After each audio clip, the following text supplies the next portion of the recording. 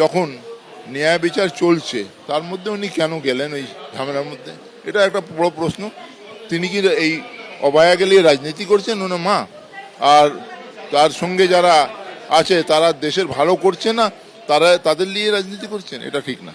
আজকে বিজেপির ডাকে উনি যে প্রসেশনের মধ্যে গেছিলেন, কিন্তু তার যাওয়ার কি দরকার ছিল? উনি তো প্রেসিডেন্টের কাছে পর্যন্ত গেছিলেন, সব জায়গায় গেছেন। তো আর এরপরে কি নির্বিচারে কি নাম সে আর পাবেন উনি? কোনো রকমের উনি যে এটা চাচ্ছেন কি তাড়াতাড়ি হোক, তো আস্থা তো একটা জায়গায় রাখতে হবে, বিচারের উপরে তো আস্থা রাখতে হবে, জুডিশিয়ারির উপরে আস্থা রাখতে হবে, সেইখানে আস্থা রাখবেন। আগে বলেছিলেন কি রাজ্য সরকারের তদন্ত চাই না, সিবিআই হয়েছে, এখন সিবিআই কাছে উনি প্রশ্ন করুন না, সিবিআই এর বিরুদ্ধে করুন, দিল্লিতে যে যে প্রদর্শন করুন, ওইখানে করুন, ওইখানে বলুন। এইখানে করে লাভটা কি? নিশ্চয়ই কোনো রাজনীতির ব্যাপার আছে।